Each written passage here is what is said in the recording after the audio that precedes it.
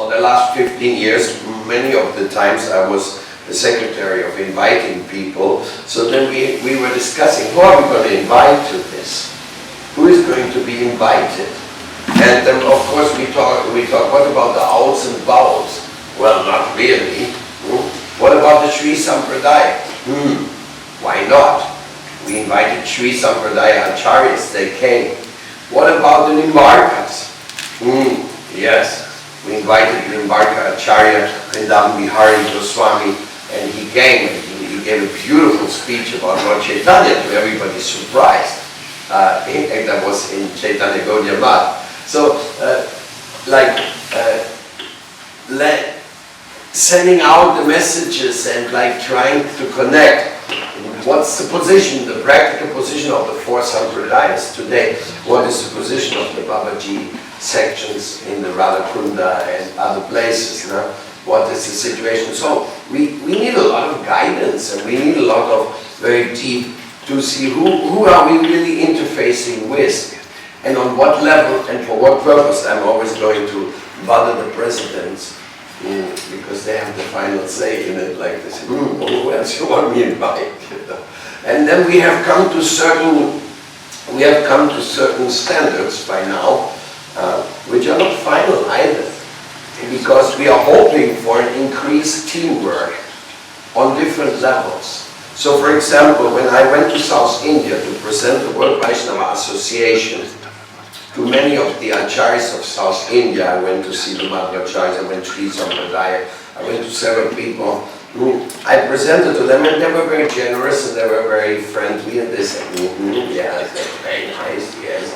I mean, I got some feedback, but I could also realize that a mission which is totally based on Vishva Vaishnava Raj, who's Chaitanya Mahaprabhu. He's the Raj, he's the king of the Vaishnavas of this age, you know? So something focused on him. You see, you can always talk to people when there's a common focus, like we are basically focused on Bhaktisiddhanta Saraswati Thakur, because that really unites all of us, no? Or disciples of Prabhupada, Bhaktivedanta Swami, they can focus on it, on a meeting. If he is in the center, then they say, okay, he's the last pivot, he's the last word on it, so we can discuss with him, no? But if you want to discuss with Nimbarka Acharya or Nimbarka Sampradaya or so, this is not the criteria anymore. Then you have to focus on somebody like Srila Vyasadeva or their Acharya. So therefore, I realized in my tours to South India that if we wanted to have a lot of exchange, interface and work with the other acharyas from other sampradayas, which we were just reading this morning, that Srila Prabhupada writes, Srila Bhaktivedanta Swami Prabhupada writes, that these four groups, Sampradaya Vihinaya Mantrastenis Phalamata, they are bona fidely spreading the message of love of God, of course in different ways, but they are spreading it. And these four Sampradayas acharyas, they were installed by Bhaktisiddhanta Saraswati Thakur in his Mulmat in Rajapatan in Mayapur. So we see there was a consideration. Even Bhaktivinoda Thakur wrote in one of his writings, through the influence of Chaitanya Mahaprabhu, the teamwork of the four Sampradayas will actually come about. And when the first time I presented the bylaws to Srila Bhakti Pramod Puri Maharaj, he immediately told me, please present them to Bhakti Ballabh Tirtha Maharaj. He was quite young at that time, we're talking about 17 years back or so. And when Tirtha Maharaj heard about it, who's now our president, he said, yes, sounds very good, Vishva Vaishnava Rajsabha, but we have to also think about the other Sampradayas, because if you call Vishva universal, Vaishnava, many people are going to think, hey, that includes me too, right? But if you say this is Vishva Vaishnava, and here we're worshipping, we are focusing on the basis of Achintya Veda Veda Tattva of Chaitanya Mahaprabhu, then they will feel somewhat excluded because their acharyas were living before Mahaprabhu. They're preceding him by age. Like I was talking with one Jir from the Ramanuja Sampradaya, from Kanyakumari.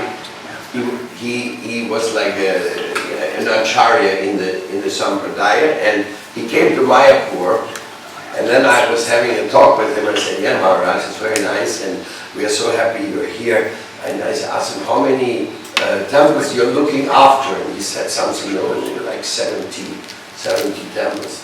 And so I asked, how old are they? And so you start new temples. I'll say we are 700 years old, 600 years old, 500 years old. Here we are, we started our temple 10 years ago, and we're probably still open,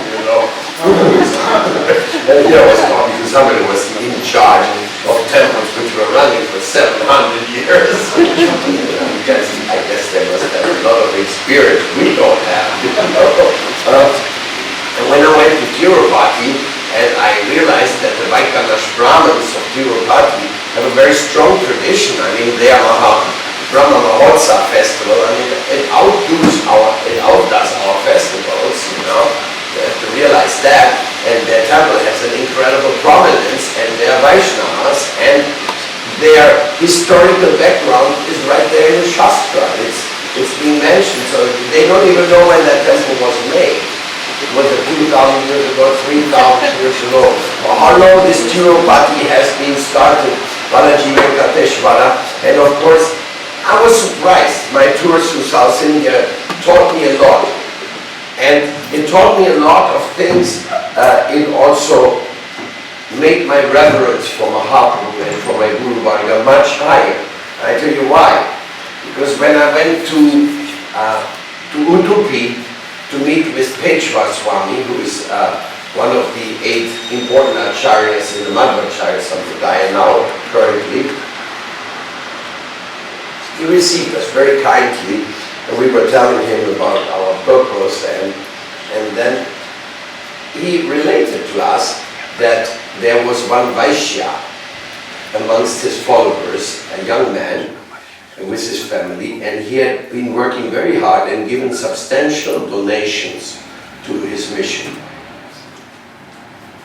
And that he was very pleased with this man, and that he wanted to initiate him, but that he got objections from the other 7 Matadishas, the controllers of the Mat, because they have like 8 branches and they take over the Udupi temple in different periods, And they said, no, you cannot initiate him because he's from a Vaishya background, and we can only initiate those who are from a Brahmin background. And I was sitting there, and my jaw just dropped and said, he cannot initiate a donor from a Vaishya family, from a Udupi community. And he was telling me this story, and I could say, who is Mahaprabhu? Who are those acharyas like Bhaktisiddhanta Saraswati Prabhu who broke all the rules and regulations or restrictions or whatever has been there in the scripture and the tradition, be it smarta or be it whatever it is, the restrictions of the past have simply gone to the west and spread it and made temples and installed deities and made sannyasis, and nowadays there's acharyas, there's publications. Who has done all that? It is unimaginable. This could never have come from South India by the way they look upon things and the way they operate. Nevertheless, our acharya give great respect, give great reference to these saintly devotees of the south, called the Alvars. Interestingly speaking, most of the Alvars were not from Brahmin background.